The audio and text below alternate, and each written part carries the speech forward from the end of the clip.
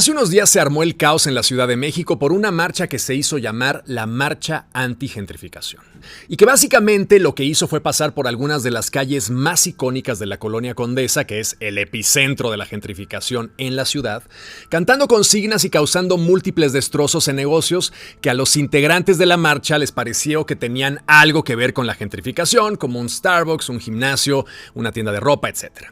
Y a raíz de la marcha, tus tíos y tus amigos empezaron a dar cátedra en redes sociales con las opiniones más simplistas y reduccionistas que has escuchado en tu vida. Por un lado, los Whitexicans, colectivo del que yo formo parte, a pesar de que no comulgo con sus opiniones, los Whitexicans salieron a decir que la marcha había sido organizada y ejecutada por un grupo de resentidos, un grupo de morenos, porque obviamente tenían que hacer referencia al aspecto no blanquito de los manifestantes, que querían que el gobierno les diera todo sin trabajar.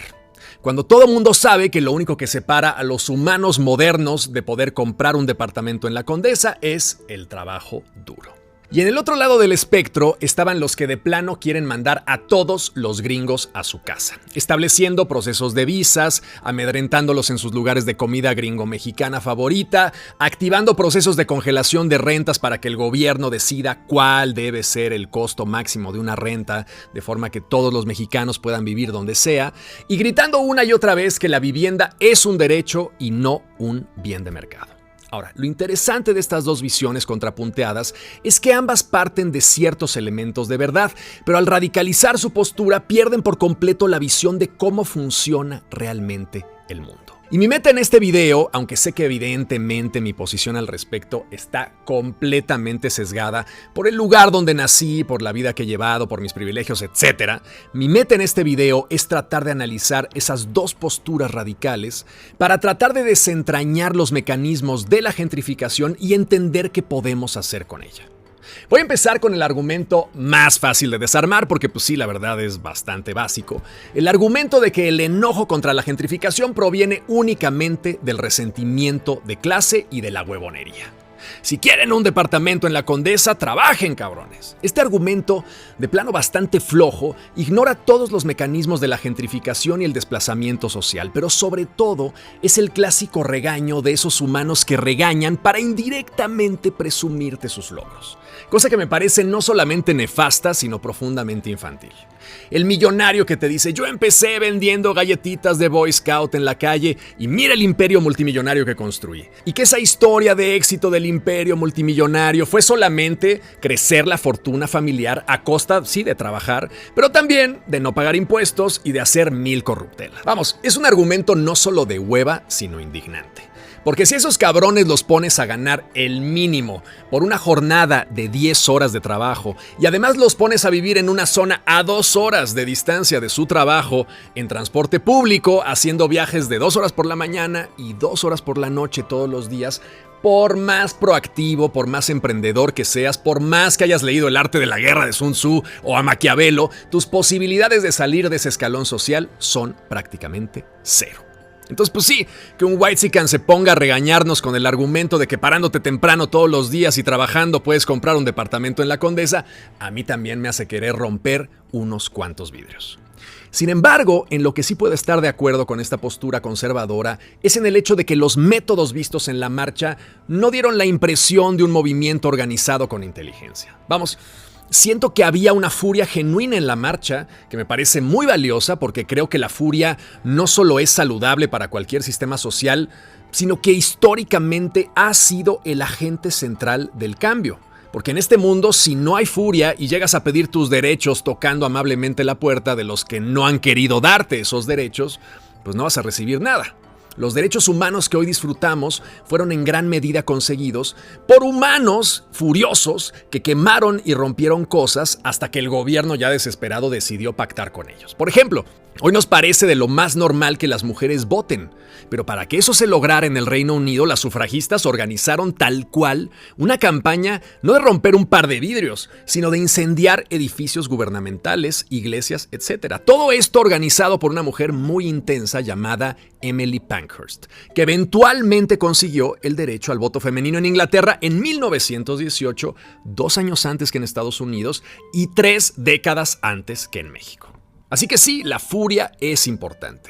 Pero lo que vimos en la manifestación fue una marcha cuya furia no parecía tener un objetivo claro. ¿Por qué decidieron romper esa tienda de ropa en particular? Pues porque le tocó. Porque alguien se fijó en el logo, alguien dijo algo, vamos, fue un acto impulsivo del momento. Todavía el Starbucks sonaba más gringo, pero luego también se fueron contra un gimnasio, en fin, fue una manifestación caótica que no logró transmitir nada más allá de la furia, que cuando no tiene dirección solo sirve para darle argumentos a los paladines del échale ganas para triunfar. Ahora, por otro lado, está el problema central que causa la furia de la marcha, el fenómeno de la gentrificación, que básicamente consiste en que un grupo social ajeno a un país o a una zona geográfica intuye que en esa zona hay mejores condiciones para vivir que en su zona original, y decide establecer un puente migratorio para asentarse en esa nueva zona. Hasta aquí, todo bien. Vamos, la migración es un fenómeno natural, pero el problema se desata cuando ese grupo social llega a la nueva zona no con la intención de integrarse a la cultura que lleva siglos establecida ahí, sino con la intención de reproducir las mismas condiciones de vida que tenía en su zona original. Tal vez agregando un pequeñísimo toque de la cultura nueva a la que está llegando solo para sentirse en onda. No voy a analizar este mecanismo porque hace poco hice un video al respecto titulado La globalización acabó con nuestra cultura, que les dejo el link acá en la descripción, donde analizo a fondo este mecanismo de perversión cultural en donde, en este caso, llegan los estadounidenses a México buscando el sabor mexicano, pero se dan cuenta que el sabor mexicano no les gusta tanto y crean entonces una nueva cultura híbrida que no es mexicana y no es gringa, sino más bien una aberración en la que ellos se sienten cómodos. Ahora, esto no está mal per se. Vamos, la cultura también muta. Gracias a los movimientos migratorios, el México de hoy, culturalmente hablando, no tiene nada que ver con el México de hace 2 siglos.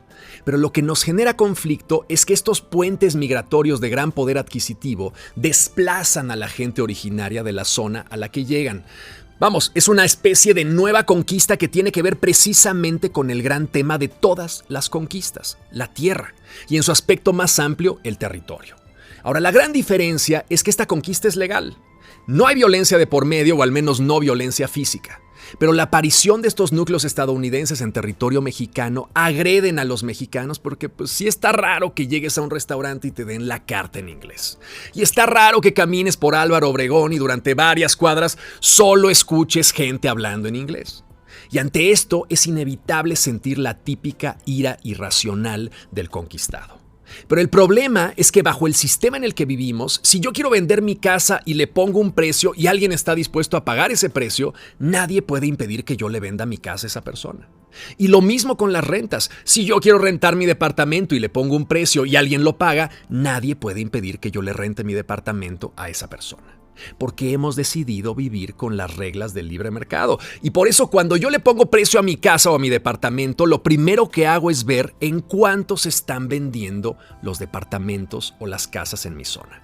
Porque la principal intención del ser humano que vende en nuestro mundo capitalista es obtener la mayor cantidad de dinero posible.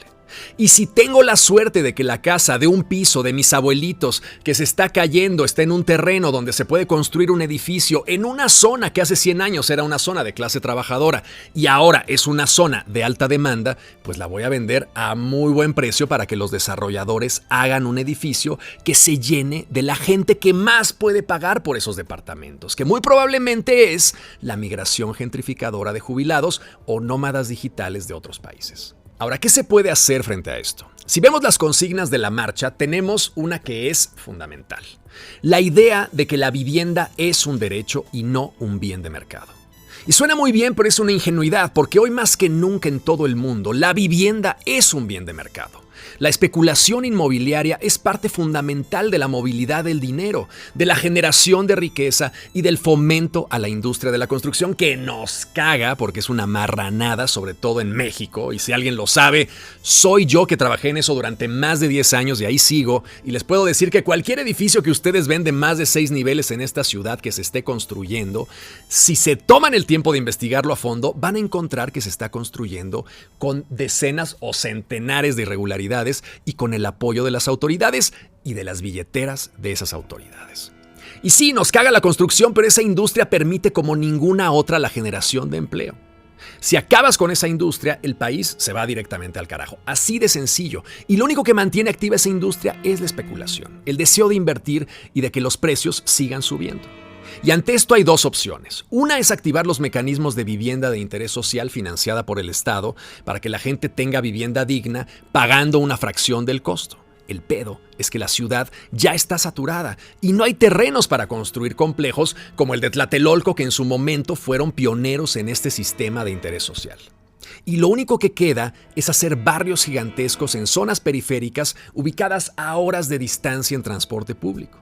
Y la otra opción son las rentas congeladas. El gobierno va a decidir cuánto puedes tú cobrar de renta máxima para que todo mundo tenga acceso a vivienda digna en renta. En principio suena bien, pero ese experimento ya lo hicimos. En 1942, con motivo de la Segunda Guerra, Manuel Ávila Camacho implantó el modelo de rentas congeladas para proteger a la gente de escasos recursos contra la inflación. El problema es que acaba la Segunda Guerra y en 1948 Miguel Alemán prolonga ese decreto sin fecha de término. ¿Y qué ocurre? Pues que los caseros que después de 15 o 20 años seguían cobrando la misma renta, decían, güey, no puedo darte mantenimiento porque la renta que me estás pagando no da ni para cambiarte el juego de llaves de tu departamento. Porque las rentas estaban congeladas, pero la inflación no. Y esto dio lugar a un deterioro muy fuerte de ciertas partes de la ciudad y a una serie de transacciones por debajo del agua que le permitieron a muchos vivales comprar inmuebles a precios de risa y apoderarse, por ejemplo, entre otras cosas, de la zona centro de la ciudad, que hoy vale muchísimo, pero que hace décadas se vendió a nombres muy, pero muy importantes por muy poco dinero. Entonces, ¿qué es lo que queda ya? Tirarnos a la desesperanza y decir esto es inevitable y en 20 años tendremos que sentirnos extranjeros en nuestra propia ciudad y desayunaremos Taco Bell y tendremos que aceptar leer los menús en inglés. No necesariamente. Pero esto no es un problema de eslogans fáciles. El otro día me salió el video de un influencer que daba unos puntos para eliminar la gentrificación y decía, número 1, que chinga su madre Airbnb. Número 2, prohibir BlackRock en México. Número 3, rentas congeladas. Número 4, que dejen de especular con la vivienda. Número 5, que metan vivienda de interés social. Ok, sí, pero ¿cómo lo haces? Es muy fácil soltar esas frases de camiseta. Ya que se acabe el capitalismo y ponemos rentas congeladas. Ok, pero ¿cómo solucionas el problema del mantenimiento? Más deuda gubernamental dedicada a mantenimiento. Pero ya estamos hiperendeudados. ¿Cómo solucionas viviendas de interés social no a miles de kilómetros de distancia? Ok, expropiamos edificios actuales en la ciudad para meter gente de escasos recursos. Ok, pero entonces, ¿qué pasa con el Estado de Derecho? ¿Con la propiedad privada? En fin, es muy fácil poner una frase poética en una pancarta, pero ejecutarla ya es algo muy distinto. El problema es que la mecánica de la gentrificación no es una mecánica de camiseta y se puede mitigar pero no detener del todo, porque sus mecanismos parten de la migración y del intercambio cultural, que son fenómenos que solo puedes impedir si te vuelves Corea del Norte y de plano cierras tus fronteras. Eso sí, el gobierno mexicano ha cometido grandes errores, como por ejemplo nuestra querida presidenta hace unos años, cuando estaba a cargo de la ciudad, haciendo un trato con Airbnb que no es que vayas a prohibir Airbnb en la ciudad, pero definitivamente no le vas a abrir las puertas para que puedan hacer negocios de forma completamente indiscriminada. Sobre todo porque su centro de negocio es precisamente la gentrificación. Y por eso muchos países han limitado el funcionamiento de esta empresa en su territorio. El chiste es limitar con cabeza, generar políticas públicas, no con eslogans de camisetas, sino de la mano de urbanistas capacitados que no estén interesados en conseguir su tajadita del pastel. Cosa que en este país, se antoja no imposible, pero al menos difícil. En fin, el panorama es complicado y la furia es importante, pero si queremos que algo cambie en el tema de la gentrificación de la Ciudad de México, la clave definitivamente no está en aventarle su matcha latte en la cabeza a los gringos que van caminando por las calles, sino en demandarle directamente acción al gobierno de forma coordinada con inteligencia.